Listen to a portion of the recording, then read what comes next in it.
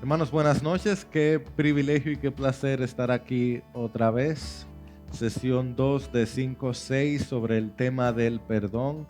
Y voy a empezar diciéndole que cometí un error. Perdónenme. Discúlpenme. Excúsenme.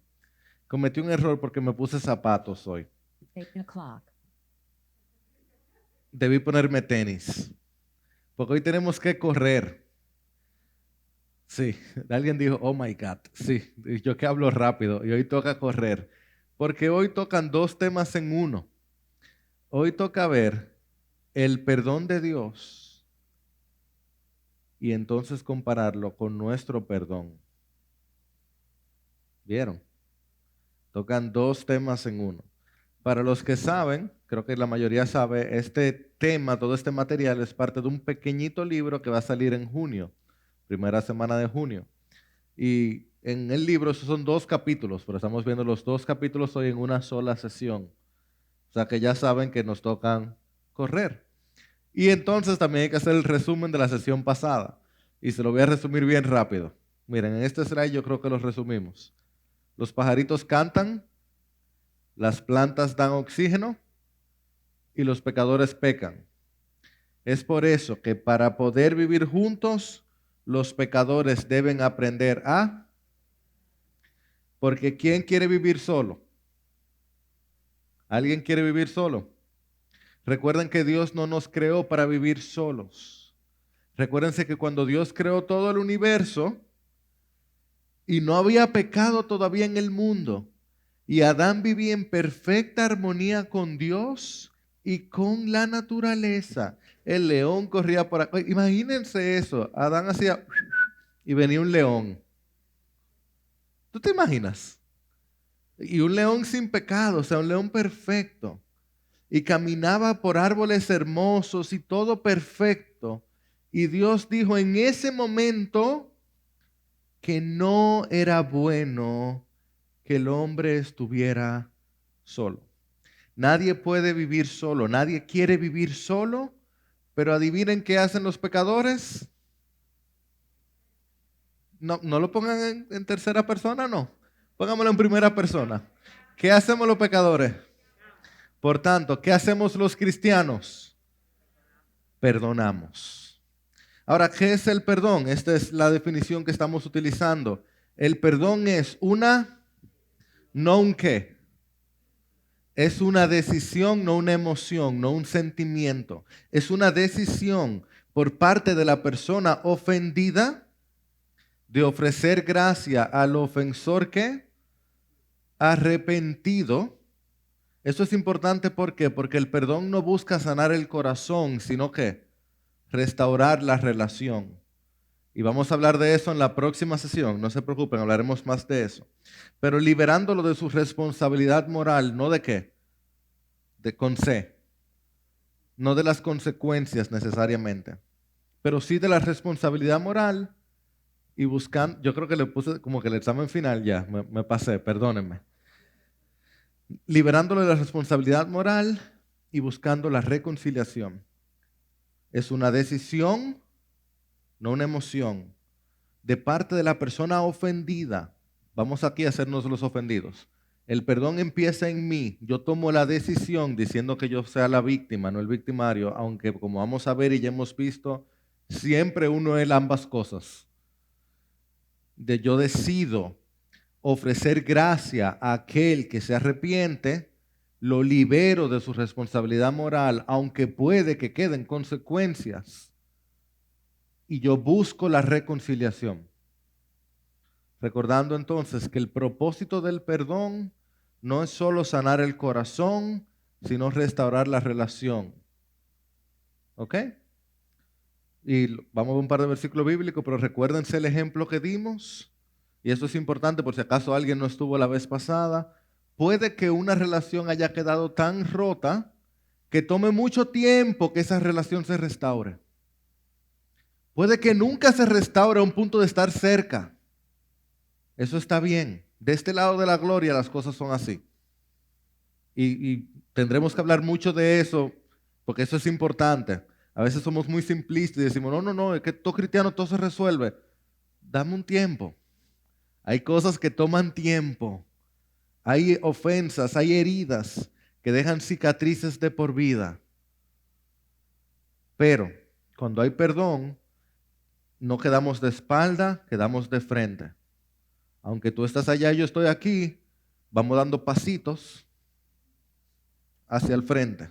Ok. Y aquí un par de pasajes claves. Efesios 4:32 y Colosenses 3:13. Sean amables unos con otros, misericordiosos, perdonándose unos a otros, como también Dios los perdonó en Cristo. Y Colosenses le agrega o lo dice de esta manera, como Cristo los perdonó. Y Lucas 17 dice, tengan cuidado, si tu hermano peca, repréndelo. ¿Y qué dice? Si se arrepiente, perdónalo. Y si peca contra ti 7 veces al día, oye, Jesús es Jesús, 7 veces al día. Y vuelve a ti 7 veces diciendo, me arrepiento. Pero Jesús 7 veces por día, si se arrepiente 7 veces. No, pero es que nadie peca 7 veces y se arrepienta 7 veces, Jesús. Eso es imposible. ¿Tú has visto tu propia vida?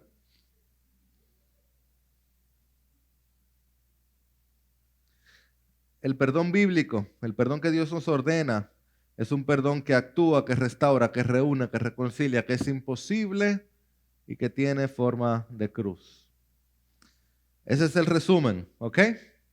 Entonces ahora vamos a hablar de necesidades. Hablemos de necesidades. Por ejemplo, tú has dicho cosas como yo necesito que me entregues esos documentos.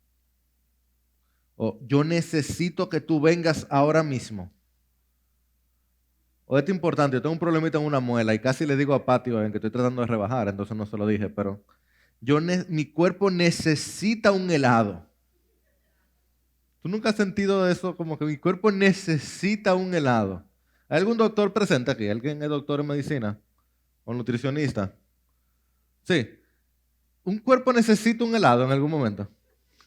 Quizás sí tiene el azúcar bajita, pero lo que necesita es azúcar, no un helado, ok. Estoy necesitando unas buenas vacaciones. Como que uno usa la palabra necesidad de una manera muy libre, ¿no? Esa palabra de necesidad, yo necesito algo, como que uno lo usa muy libre. No, como que lo usamos muy laissez-faire, muy, me enseñaba mi mamá a decir, a lo que agarre mi bon, muy suelto.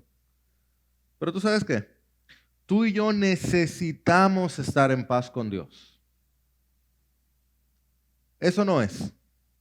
¿Algún doctor en medicina está en contra de eso? ¿Algún doctor en medicina que esté aquí presente está en contra de que tú y yo necesitamos estar en paz con Dios? Como decía ese filósofo, el teólogo más importante de los primeros 1000 años de la iglesia, luego de los escritores de la escritura, tú nos has hecho para ti y mi corazón está inquieto hasta que se encuentre en ti, decía San Agustín. Decía C.S. Lewis que el corazón del hombre tiene un vacío de la forma de Dios, que solamente Dios puede llenar, que tú le puedes meter lo que sea ahí y nada lo llena. Eso no es. ¿Tú recuerdas cómo era tu vida antes de tener a Cristo? ¿Lo recuerdas? Como que no quieres. Uno pone eso como en una esquinita, como para no recordar. Pero tú recuerdas. ¿O tú recuerdas ese momento que tenías un pecado oculto y se lo estabas escondiendo a Dios? Cuando te vestías con esa palma, tratando de engañar a Dios. Tú y yo necesitamos estar en paz con Dios. Eso no es. Que alguien diga amén si es verdad. Ok. Como dice Colosenses 1:13, porque Él nos libró del dominio de las tinieblas y nos trasladó al reino de su Hijo amado, en quien tenemos redención. Estamos hablando entonces de qué? Del perdón que Dios nos ofrece. Necesitamos estar en paz con Dios, porque ¿dónde era que estábamos? Dice el principio de este texto. Creo que yo puedo subrayar aquí. En el dominio de las tinieblas. Vivíamos en el reino de las tinieblas. ¿Y fuimos qué? Trasladados a través de la redención, que fue el perdón de pecados. Entonces pasemos unos minutos hablando un poquito de cuál fue el perdón, cómo fue que llegamos a obtener este perdón, qué es este perdón que Dios nos da. Yo sé que para algunos de nosotros eso es como, esto es básico, yo sé, yo soy de la IBI, una iglesia de sana doctrina. Yo también. Yo también soy de la IBI. Tenemos 13 años casados, yo tengo casi 14 años aquí en la IBI. Yo me lo sé esto. David también tenía muchos años en la IBI. Él tenía muchos años en una buena iglesia y él se recordaba una y otra vez las verdades de Dios. Y David también cayó en pecado. Nosotros necesitamos recordarle a nuestras almas las verdades del Evangelio todos los días. El perdón de pecados, la redención que Dios nos ofrece, no es una materia que uno pasa. Como esa ya yo me la sé. Ok. Es tanto así que el Nuevo Testamento, casi un cuarto, no, perdón, más de un cuarto del Nuevo Testamento son los evangelios. Ok. El Nuevo Testamento, que es un cuarto de la Biblia, más de un cuarto del Nuevo Testamento son los evangelios. De las cartas de Pablo, más de un cuarto de las cartas de Pablo son más de un cuarto del Nuevo Testamento, son casi 2/3, son anuncios del Evangelio. Y yo estoy totalmente convencido que en cada página de la Biblia tú puedes encontrar de una manera u otra los anuncios del Evangelio. Los anuncios del Evangelio. De esto se trata. Entonces veamos los problemas, o mejor dicho, veamos de qué trata eso. Desde el principio, Dios nos creó para la compañía, eso no es. Ya lo vimos. No es bueno que el hombre esté básico. Muy bien. Pregunta, ¿quién es que lleva al hombre a pecar?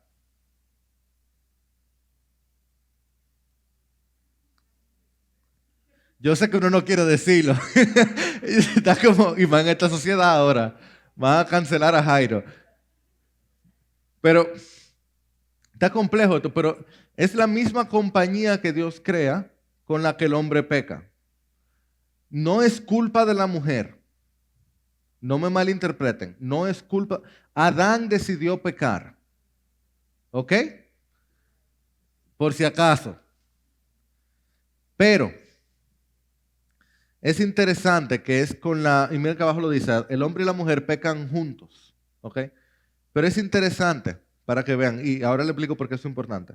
Dice, la mujer vio que el árbol era bueno para comer y tomó de su fruto y comió. Y dice, también dio a su marido que estaba con ella. O sea, la compañía empieza y empezó con malo coro. Hubo una mala, o sea, se juntaron dos en el momento no pecadores y terminaron pecando. El hombre y la mujer, sin embargo, pecan juntos, pero tan solo unos versículos más adelante. Eso es Génesis 3:6. En Génesis 3:12, ellos inician la carrera sin final de encontrar culpables de sus faltas. Génesis 3:6, ellos pecan juntos. Génesis 3:7 en adelante, ellos empiezan a resolver el problema de su pecado, cada cual juntos. Ellos empiezan a cubrirse juntos y demás, y empiezan a correr de Dios juntos. Seguían acompañándose, pero de mala manera. Hasta que se encuentran con Dios y entonces empiezan a cada uno a echarle la culpa a quien pueda. ¿Qué hace Adán? Adán le echa la culpa a Eva. ¿Qué es lo que dice Adán? La mujer que tú me diste. La mujer que tú me diste. Adán de inmediato culpa a Eva y culpa a Dios. Eva entonces culpa a la serpiente y al culpar a la serpiente está también culpando a Dios como creador y sustentador de todo. La serpiente de ahí en adelante se convierte en el acusador de los seres humanos. Ese de hecho es uno de los nombres de Satanás. Y un poquito después, Caín, cuando Dios lo busca, dice, y yo soy el guarda de mi hermano. De ahí en adelante, la Biblia es una historia de los hombres buscando a quién culpar por sus faltas. Presta atención a las historias de la Biblia, de cómo constantemente cuando se encuentran de frente a su culpabilidad, los hombres somos expertos en encontrar un culpable, en echarle la culpa al otro. Ok, ¿tú crees que no? Búscalo en la Biblia, ¿vale? Ni te voy a decir más. Pero búscalo en la vida también. Tú no lo has visto en los niños. Tú no lo has visto tú mismo. En tu trabajo. Cuando alguien hace mal, de una vez tu instinto es ver a quién tú le echas la culpa. Si tú lo haces mal, si tú tenías un proyecto que entregar, o si el rendimiento no fue como tú de inmediato lo que tú no echas, tú no buscas tu responsabilidad, que el dólar subió, que el dólar bajó, que el dólar se mantuvo, que la gasolina subió, que la gasolina bajó, que la gasolina se mantuvo, que había muchos tapones, que no había tantos tapones como tú pensabas que iba a haber. O sea, uno siempre está buscando culpables. Alguien a quien echarle la culpa. Lo más importante es que de ahí en adelante, desde Adán y Eva en adelante, todos tenemos faltas delante de Dios. Y yo no tengo que convencerte de eso. Uno de mis épocas favoritas en la vida fue cuando yo fui por muchos años profesor de religión en un colegio secular. El colegio de mi familia es un colegio secular de nombre, pero con principios cristianos de arriba abajo. Y darle clase a estudiantes de colegio, de bachillerato, inconverso, eso es fenomenal. O sea, yo disfruto eso porque no tienen pelo en la lengua. Y en cada clase siempre había uno que decía que no tenía pecado. Y tú no me tenías que sentarte a hablar un chin con él. A hablar un poquito. Seguro. Tú me quieres decir a mí que cuando tú te molestas grandemente con tu papá, si no hay consecuencia, si no te va a pasar nada, tú no piensas algo que tú sabes que está mal. A ti hoy, yo no tengo que convencerte de que tú eres pecador delante de Dios, ¿cierto?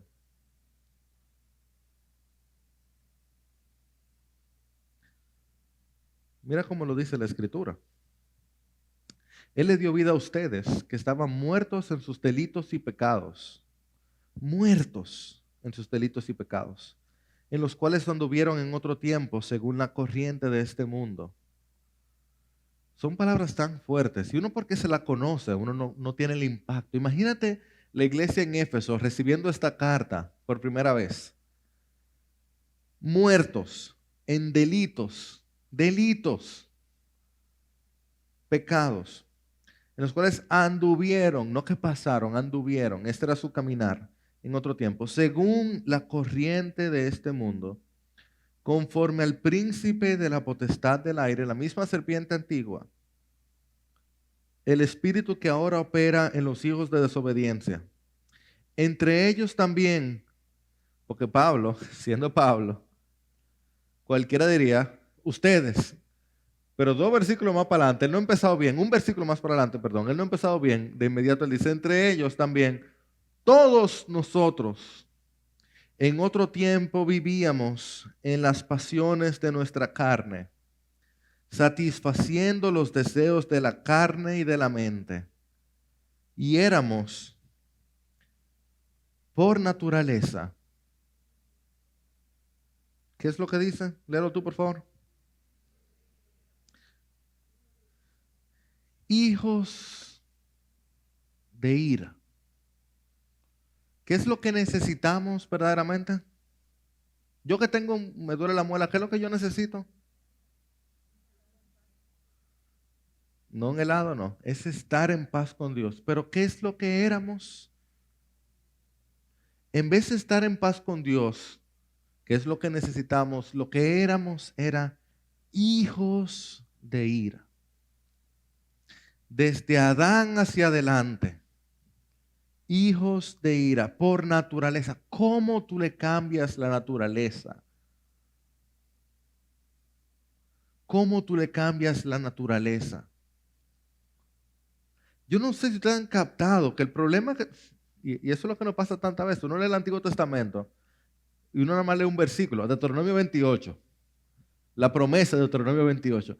Cuando tú lo lees completo, tú te das cuenta que es fracaso tras fracaso, tras fracaso, tras fracaso. Es una historia, una espiral descendente de constantemente ver el pueblo de Dios escogido caer y caer y caer y caer.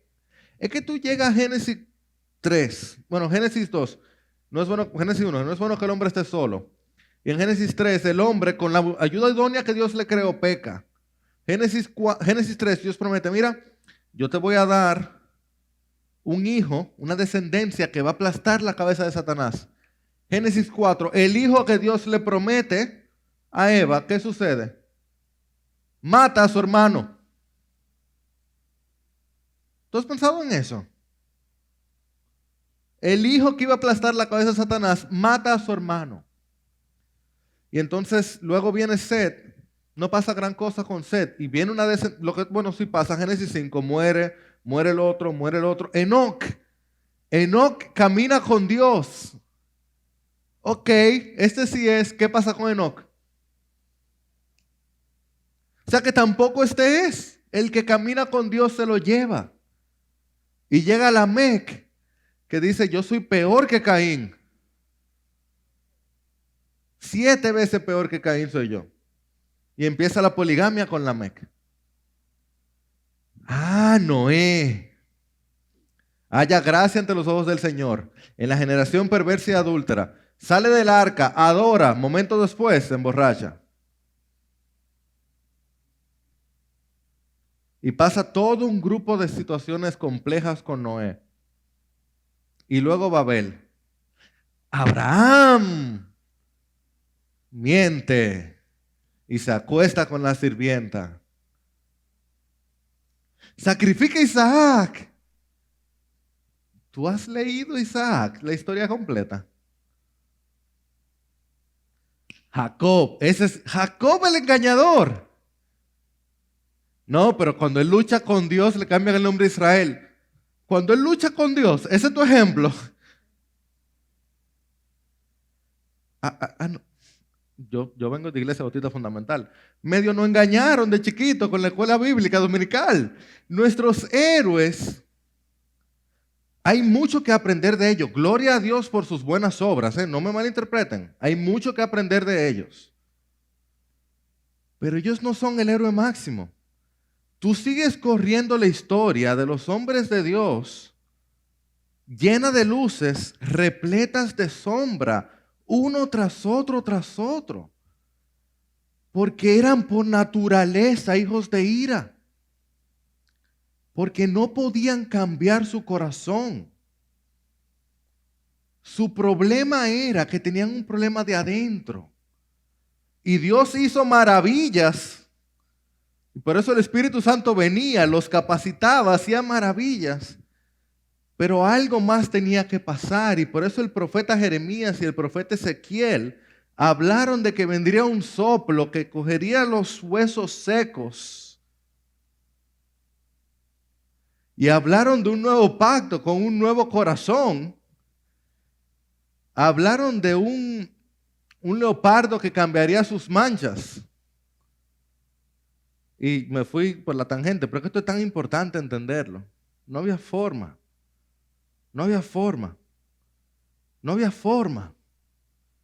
Es que no podíamos. Pero Dios, que es rico en misericordia, por causa del gran amor con que nos amó, aun cuando estábamos muertos en nuestros delitos, nos dio vida juntamente con Cristo.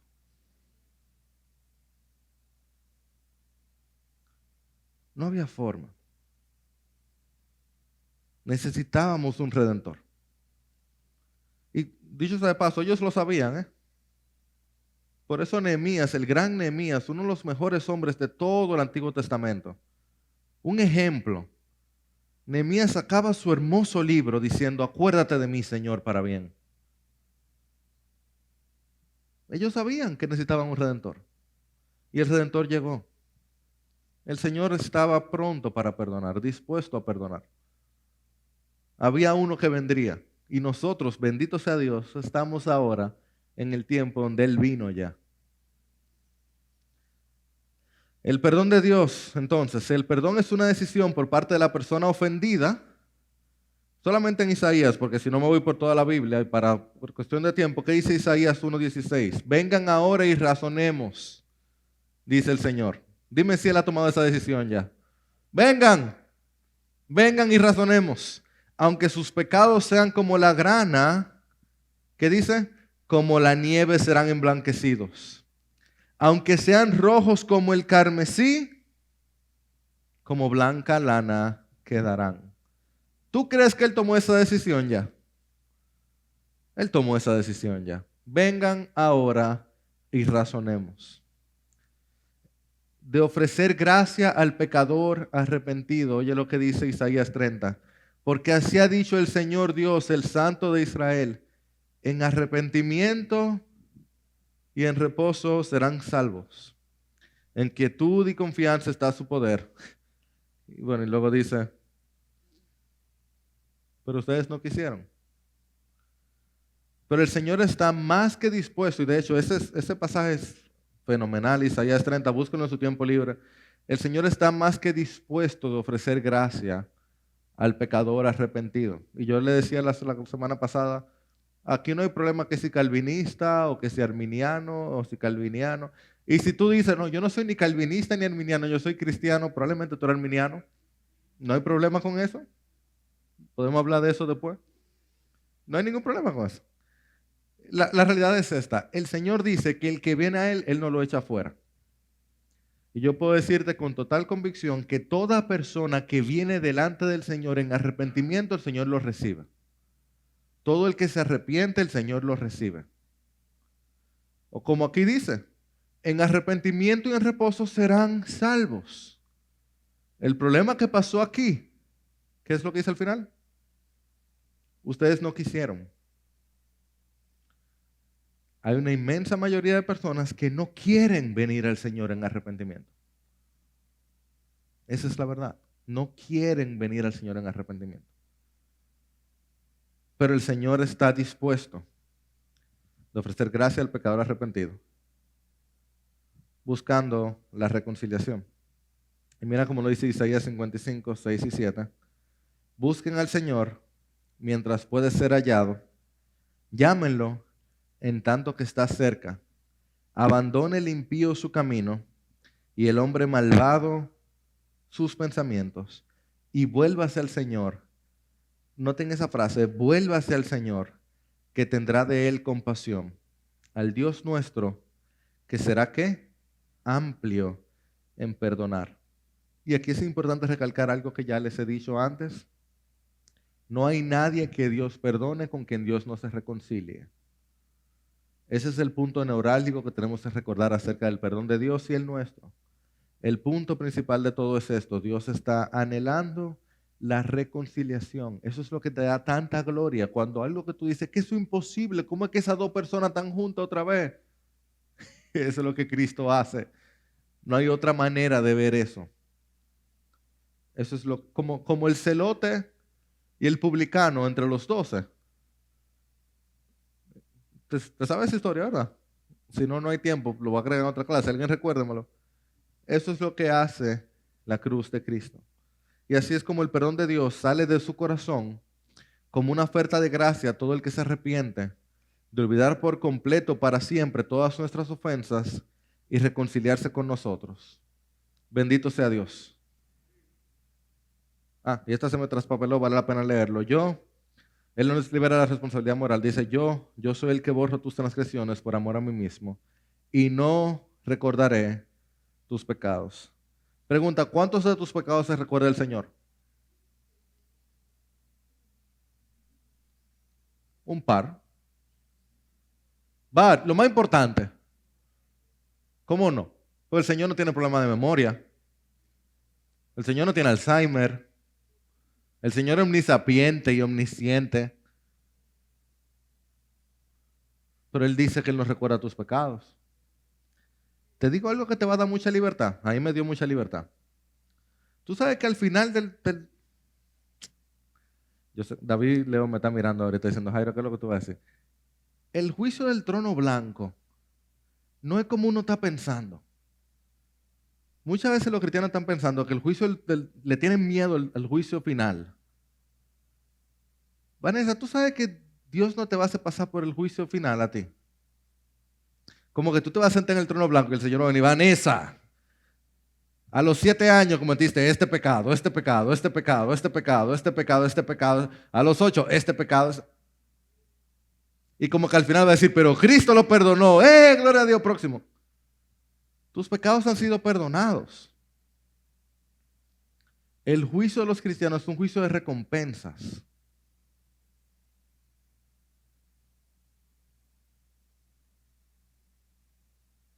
No son todas tus malas obras. Son las 2 o 3 cositas más o menos bien hechas que tú vas a pasar juicio. Las 2 o 3 cositas, los 2 o 3 momentos de oración humilde que tuviste, si tuviste. Por eso va a ser más corto. ¿No te da algo de libertad eso? ¿Tú te imaginas que el Señor venga ahora a recordarte todo tu pecado? Pero Él te acaba de prometer que no lo va a recordar.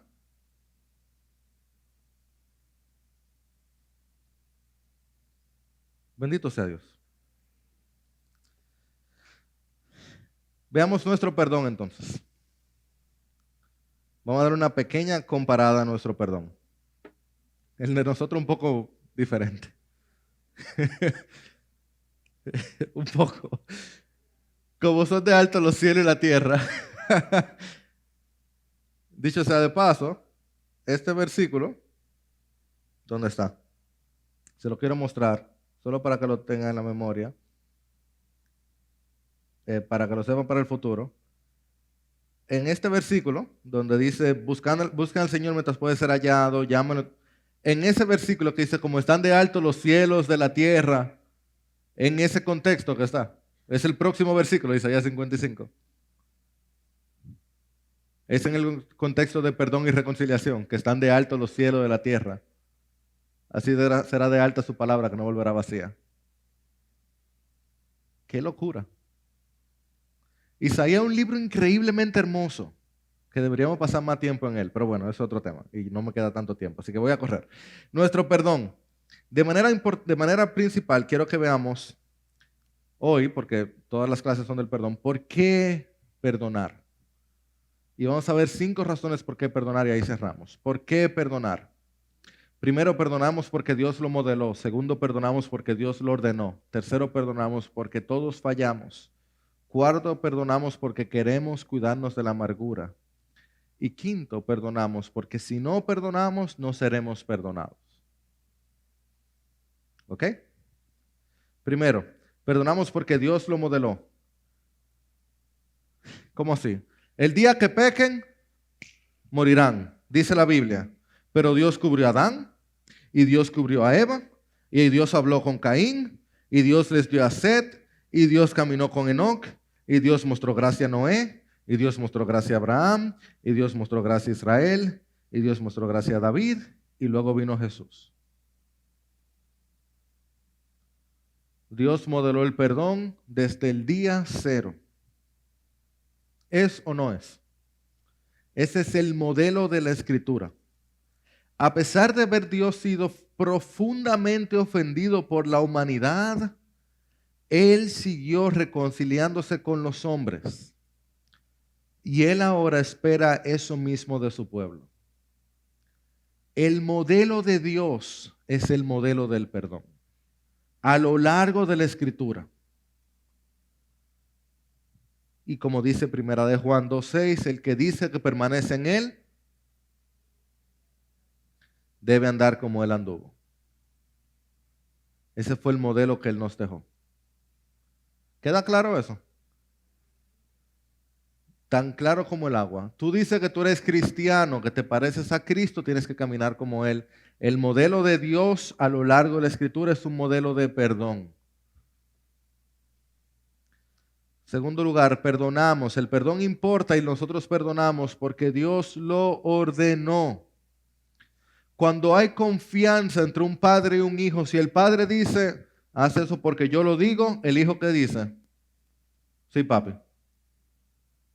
Si tú confías en el corazón de tu papá, cuando tu papá te dice, tú te hacer eso porque yo te lo digo, después te explico, tú no lo haces porque tú confías en él.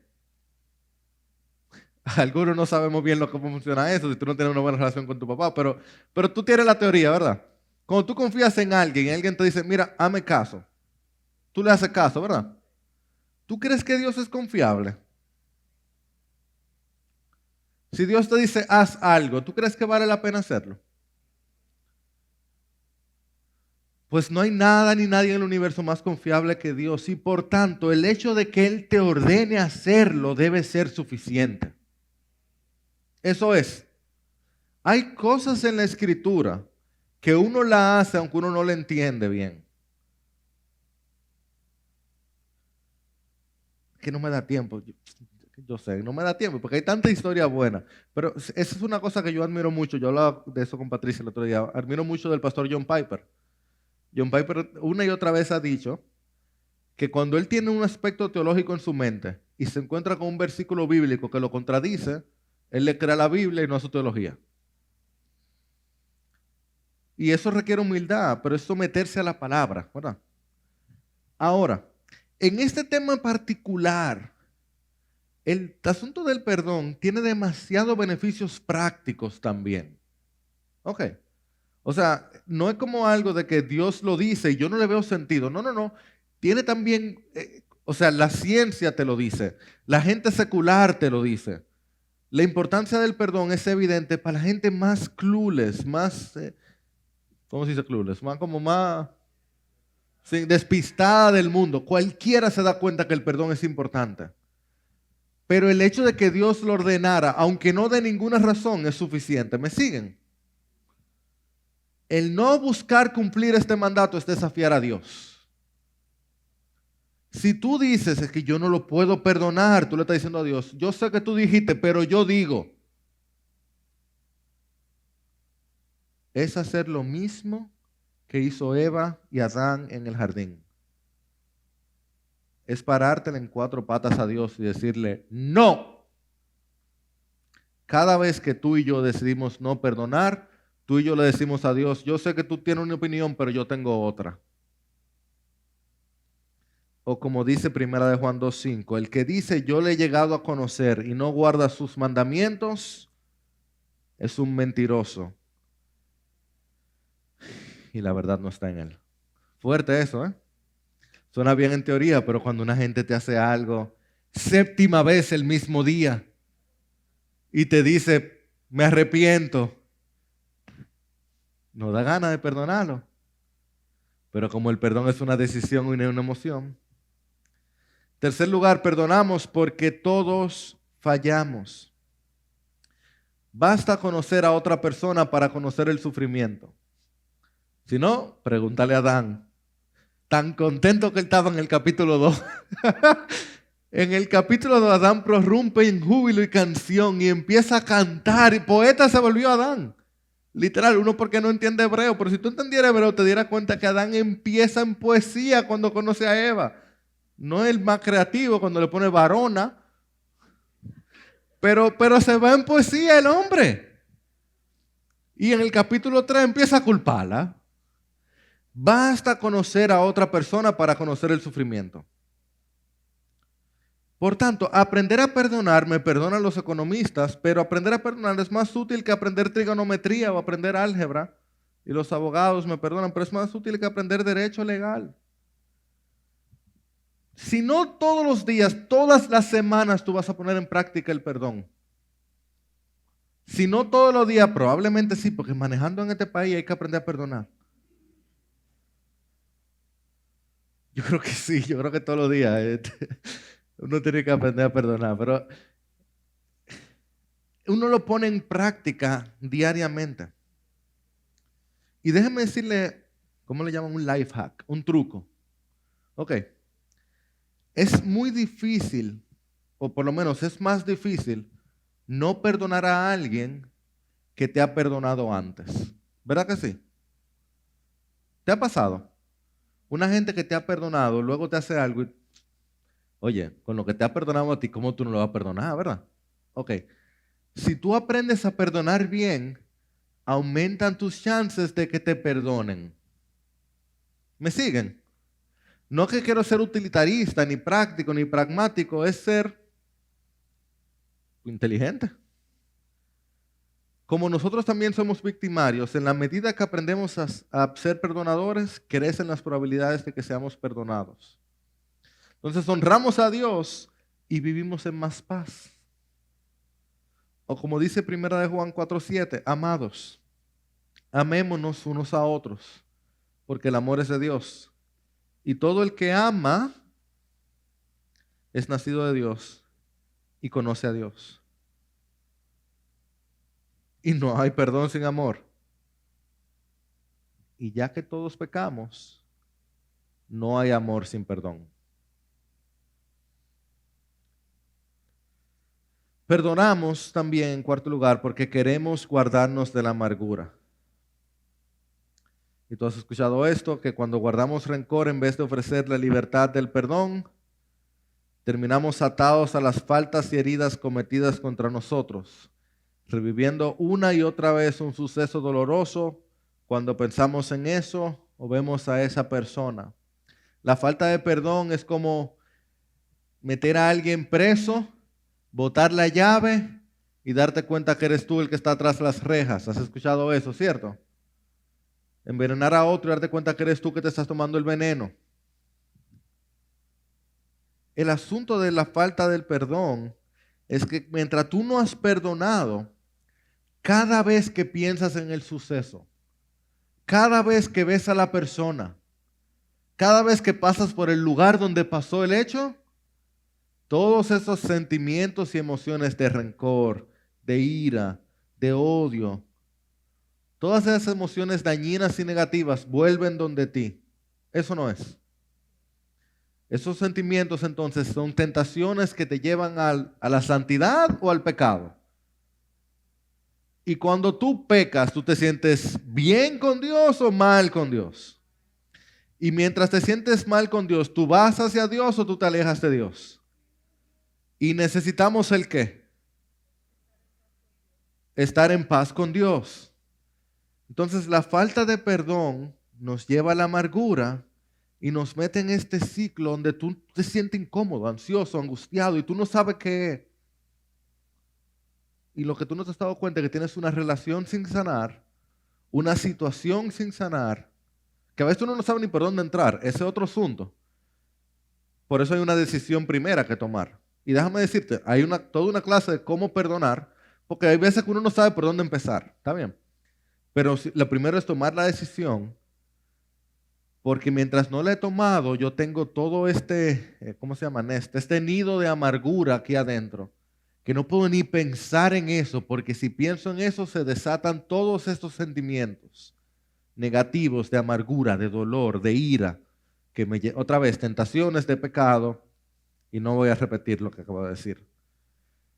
Entonces, la Biblia no nos enseña tanto cuál es el proceso de pedir perdón, pero sí nos dice cuándo pedir perdón. En Efesios 4, el mismo lugar donde se nos dice que perdonemos como Dios nos perdonó en Cristo, se nos dice, el mismo contexto, es la misma serie de mandatos, están todos unidos, dice, enójense, pero no pequen. No se ponga el sol sobre su enojo ni den oportunidad al diablo. La idea es esta, perdona tan pronto puedas. Preferiblemente antes de que se ponga el sol. Porque mientras más tiempo pasa, más rápido crece la amargura. O como dice 1 Juan 3:18, hijos, no amemos de palabra ni de lengua, sino de hecho y en verdad. Y por último, perdonamos porque queremos ser perdonados. Como decía C.H. Spurgeon, a menos que hayas perdonado a otros, lees tu sentencia de muerte cuando repites el Padre Nuestro. Perdónanos nuestras ofensas. Ufa, ahí no puedo decir la otra parte. Y luego, porque el Padre Nuestro normalmente nada más se dice hasta ahí. Dice en Mateo 6:15, si no perdonan a los hombres, tampoco su Padre les perdonará a ustedes sus transgresiones. ¿Ustedes sabían que es el próximo versículo del Padre Nuestro? Sí, qué bueno, mi hermana. Yo no me lo sabía, pero yo no me sé el Padre Nuestro bien. Pero si no perdonan a los hombres, tampoco su Padre les perdonará a ustedes sus transgresiones. No queremos exagerar las implicaciones teológicas. No es que ahora va a decir, ay, Dios no me ama, perdí mi salvación. Pero tampoco podemos ignorar lo que Jesús está diciendo aquí. El Señor sabe muy bien por qué Él dice lo que Él dice. Él podía usar otra palabra.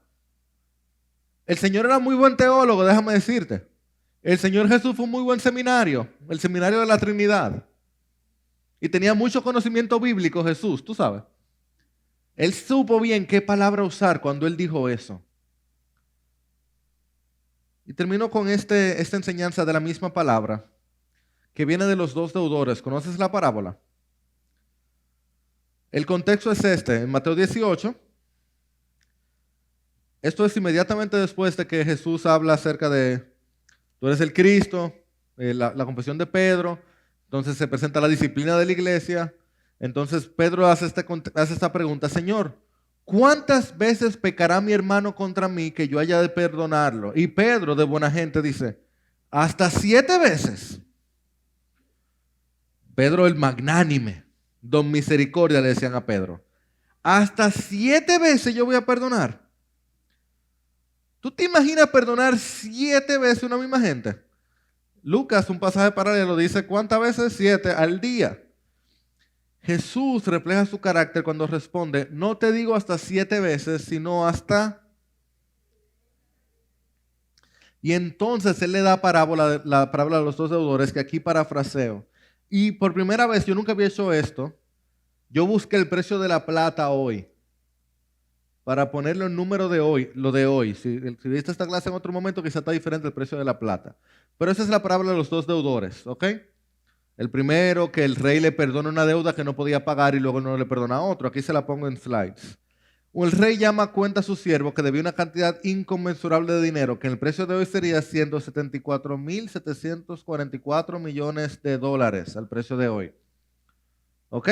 Al precio de la plata de hoy, más o menos eso era lo que él debía. No sé si esos son 1.000 millones o millones nada más. No sé, pero como sea, es demasiado dinero, que no hay forma que este siervo podía pagarlo. Este ruega por perdón porque él obviamente no tiene cómo pagarlo. Y el rey tiene compasión y ¿qué dice? Le perdonó la deuda.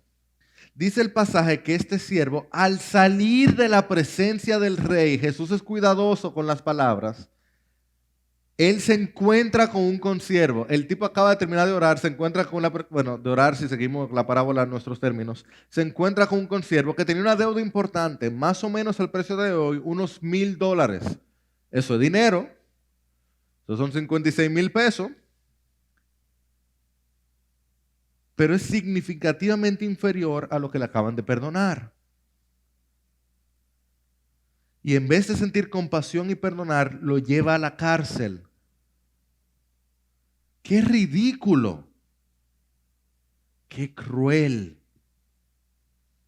Cuando el rey se entera de lo que ocurrió, entrega este primer deudor a los verdugos, dice, hasta que pagara todo lo que le debía.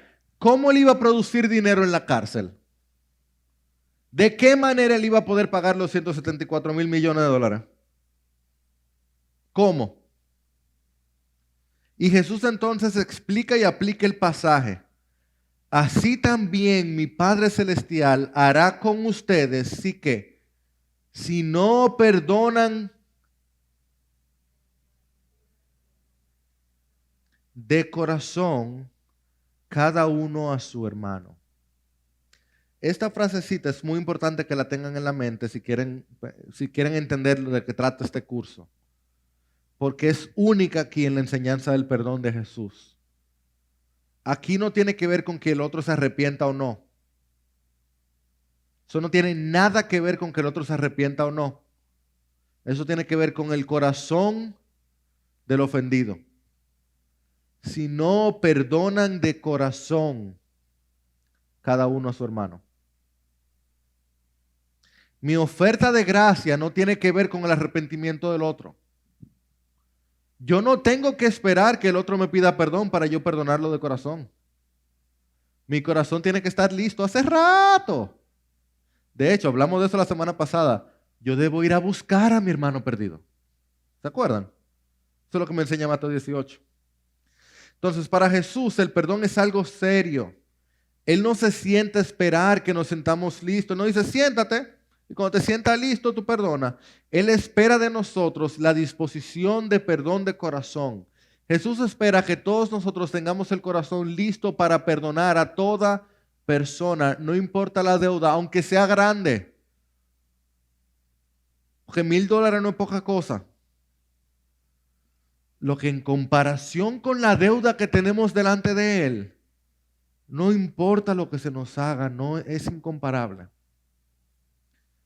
Ahora, nota qué tipo de personas en la parábola son las que no perdonan.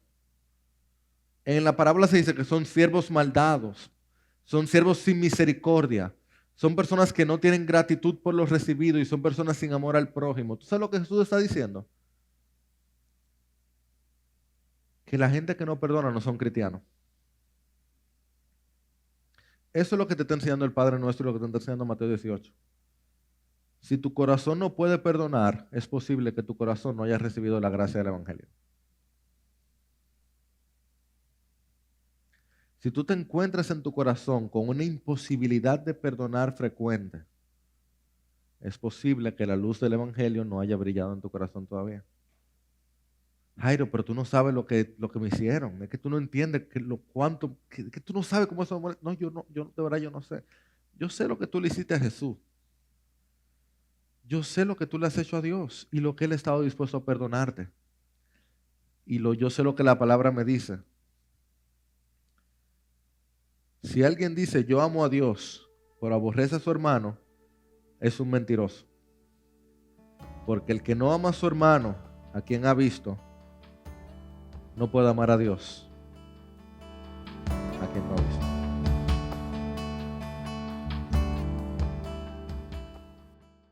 Gracias por acceder a este recurso. Espero que haya sido de gran bendición para tu vida. Te sugiero que te suscribas a este canal de forma que tú puedas recibir notificación la próxima vez que hayamos subido un nuevo recurso que pueda servirte de instrucción y bendición.